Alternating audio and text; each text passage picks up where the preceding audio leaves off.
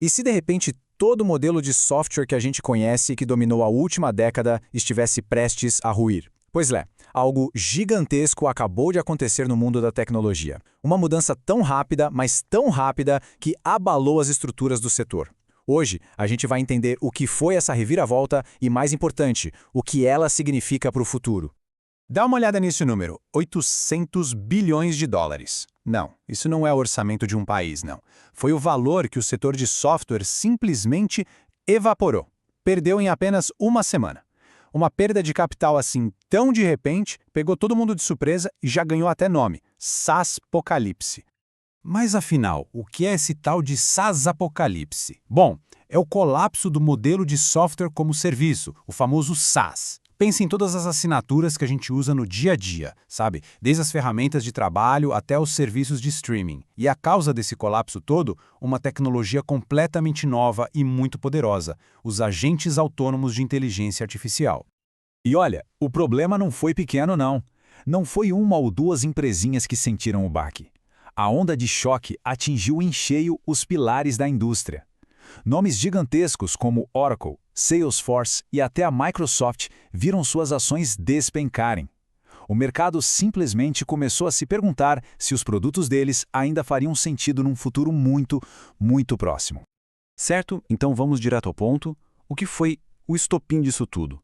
O que mudou tão rápido para causar um pânico desse tamanho? A resposta, como a gente vai ver, está numa nova geração de inteligência artificial, os tais agentes de IA.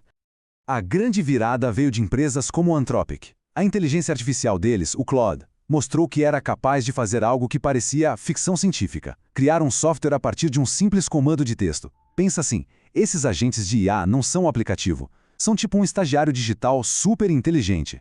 Você chega e pede, por exemplo, cria aí um programa para organizar minhas contas. E ele vai lá, entende, escreve o código e constrói a ferramenta para você na hora. De repente, a ideia de pagar uma fortuna por uma licença de software toda engessada começou a parecer, bem, coisa do passado.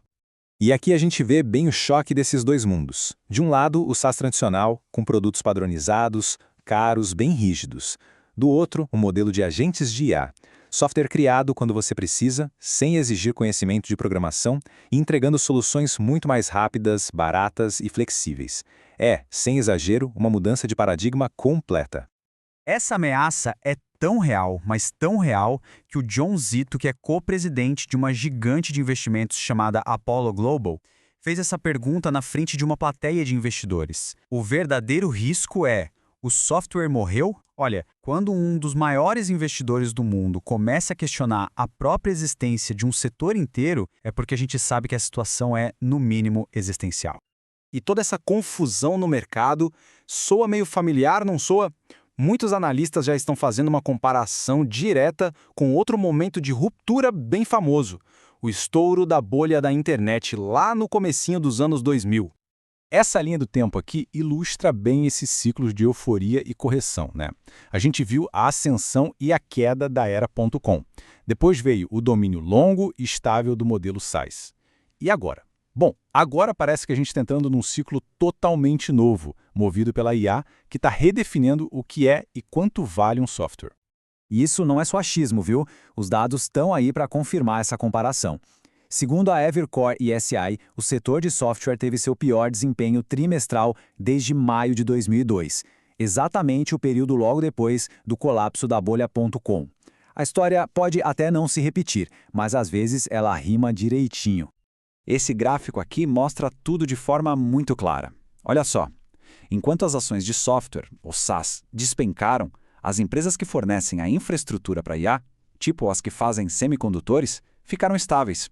O que isso quer dizer? Que o dinheiro não está saindo da tecnologia, ele só está trocando de mãos, migrando para os pilares dessa nova era da IA. Mas o estrago não parou por aí.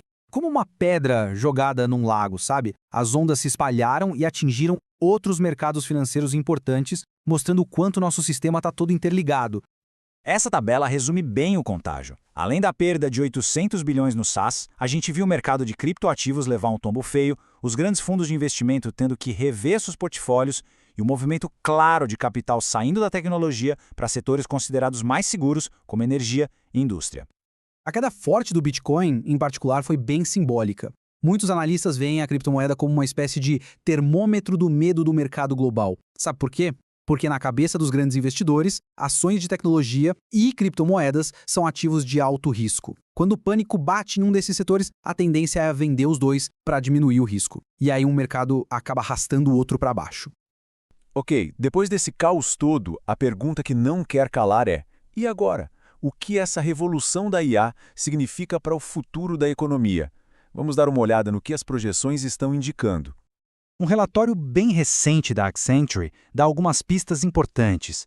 Ele desenha um cenário econômico para 2026 que vai ser moldado quase que inteiramente pelo avanço e pela adoção da inteligência artificial em todos, absolutamente todos, os setores. E as conclusões, olha, são pouco preocupantes. A gente deve ter um crescimento global modesto e bem desigual, com uma divisão cada vez maior entre as empresas que vencem com a IA e as que ficam para trás. A inteligência artificial vai estar no centro de quase toda a decisão de negócio. E a incerteza, tanto econômica quanto geopolítica, deve continuar em alta. O que nos leva à questão final. O SaaS Apocalipse talvez seja só o primeiro tremor de um terremoto tecnológico muito maior que vem por aí. Ele não significa o fim do software, de jeito nenhum, mas sim uma mudança profunda no valor e na forma como ele é criado. A grande pergunta que fica é: no mundo onde a IA pode construir quase tudo o que a gente imagina, quem serão os próximos vencedores? E quem serão os perdedores? A única certeza que a gente tem é que essa corrida já começou.